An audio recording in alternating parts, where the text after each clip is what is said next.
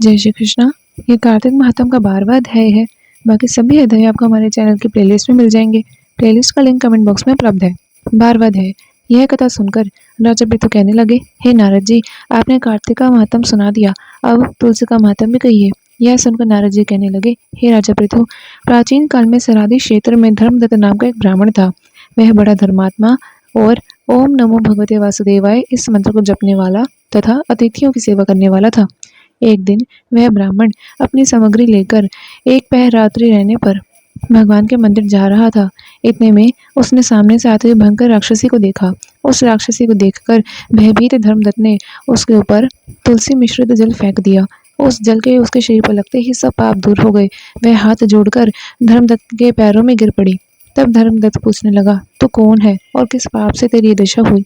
वह कहने लगी, सुरांश देश में भिक्षु नाम का एक ब्राह्मण था। मैं पहले उसकी पत्नी थी और मेरा नाम कलहा था। मैं ना तो कभी अपने पति से मीठे वचन कहती और ना कभी उससे अच्छा खाना खाने को देती। यह सब देखकर जब मेरे पति ने दूसरा विवाह कर लिया तो क्रोध में आकर मैंने विष खाकर अपने शरीर का त्याग कर दिया। तब यमदूत मुझको बांधकर यमराज के पास ले गए। तत्पश्चात यमराज को मेरे अच्छे तथा बुरे कर्मों को बताते हुए बोले, महाराज, इसने कभी कोई शुभ कर्म नहीं किया, सदैव अपने पति के साथ लड़ती थी। यह सुनकर यमराज ने आज्ञा दी, यह जिस पात्र में भोजन बनाती थी उसी में खाती थी, इसलिए इसको अपनी संतान को खाने वाली बिल्ली की योनि में भेज दिया जाए। यह अपने पति के साथ द्वेष रखती थी, इसलिए यह विष्ठा खाने वाली शुक्री योनि में जाए। इसने आत्महत्या की, इसलिए प्रेत योनि में चली जाए। इसलिए महाराज, मैं 500 वर्ष से इस योनि में फिर रही हूँ। भूख प्यास से दुखी होकर एक वैश्य के शरीर में प्रवेश करके कृष्णा और वेणी नदी के संगम पर आई। जैसे ही नदी पर पहुंची, विष्णु के दूतों ने मुझे वैश्य के शरीर से निकालकर बाहर फेंक दिया। घूमते फिरते अब आप मिल गए तो आपके तुलसी मिश्रित जल से मेरे सब पाप नष्ट हो गए। अब कृपा करके यह बताइए कि इन 3 योनियों से मेरा छुटकारा कैसे होगा? धर्मदत्त कहने लगे, तुमको देखकर मुझे बहुत दुख हो रहा है।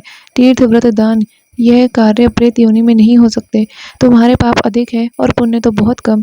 हमने सारी आयु में जितने कार्तिक व्रत किए हैं उसमें से आधा पुण्य तुमको देता हूँ, जिससे तुम उत्तम गति को प्राप्त हो जाओ। तब ब्राह्मण ने ज्यों ही तुलसी मिश्रित जल फेंककर उसका अभिषेक किया और ओम नमो भगवते वासुदेवाय का मंत्र पढ़ा। फिर कलहा प्रेत योनि से मुक्त होकर अग्नि के समान दिव्य देह धारण करके लक्ष्मी के समान रूपवती हो गई। तत्पश्चात उसने ब्राह्मण को नमस्कार किया और प्रसन्नता के साथ बोली, भगवान, मैं पाप रूपी समुद्र में डूबती हुई मुझको नौका रूप होकर आपने बचा लिया। उसी समय भगवान विष्णु के दूत पुण्यशील और सुशील वहां पर आए और उनको विमान में बिठाकर वैकुंठ को ले जाते हुए धर्मदत्त से बोले, हे ब्राह्मण, तुम धन्य हो जो सदैव भगवान की भक्ति में लगे रहते हो। तुम्हारे कार्तिक व्रत के आधे पुण्य के प्रताप से इसकी मुक्ति हो गई। हे विप्र, कालांतर में तुम भी राजा के कुल में उत्पन्न होकर वैकुंठ को प्राप्त हो जाओगे। 12वां अध्याय संपूर्ण। जय श्री कृष्णा।